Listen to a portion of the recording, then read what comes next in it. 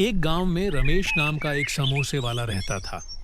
उसके समोसे बहुत प्रसिद्ध थे और गांव के लोग उसे बहुत पसंद करते थे। रोज सुबह से शाम तक उसकी दुकान के आगे लंबी कतार लगी रहती थी। रमेश अपने काम में मेहनती था, लेकिन वह बहुत लालची भी था। वह हमेशा सोचता था कि कैसे वह अधिक पैसे कमा सकता है। एक दिन रमेश के पास एक साधु आया। साधु ने कहा, बेटा, मैं बहुत भूखा हूं। क्या तुम मुझे कुछ समोसे खिला सकते हो? रमेश ने सोचा कि साधु के पास पैसे नहीं होंगे, तो उसने साधु को कुछ बचे हुए ठंडे समोसे दे दिए। साधु ने समोसे खाए और रमेश से कहा, तुम्हारे समोसे बहुत स्वादिष्ट हैं। मैं तुम्हें एक वरदान देना चाहता हूं। तुम्हारी दुकान में जितने भी समोसे बनाओगे, वह सभी सोने के बन जाएंगे। लेकिन याद रखना, इस वरदान का उपयोग करने में लालच मत करना। रमेश बहुत खुश हुआ और उसने साधु को धन्यवाद दिया। अगले दिन उसने अधिक समोसे बनाए और देखा कि वे सभी सोने के बन गए।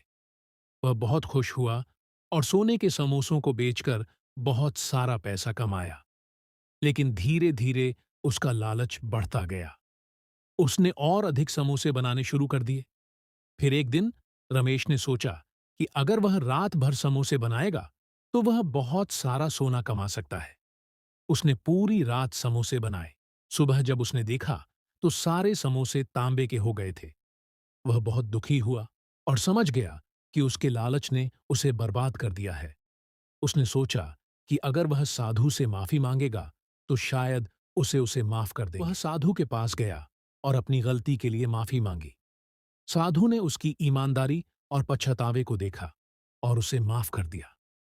साधु ने कहा, अब तुमने अपनी गलती समझ ली है। याद रखना, संतोष में ही सच्चा सुख है। रमेश ने साधु का आशीर्वाद लिया और अब वह फिर से अपने समोसे बेचने लगा, लेकिन इस बार ईमानदारी और संतोष के साथ।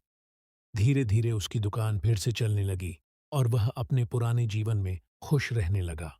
आप बताओ, 2 और 7 कितने होते हैं? कमेंट करें।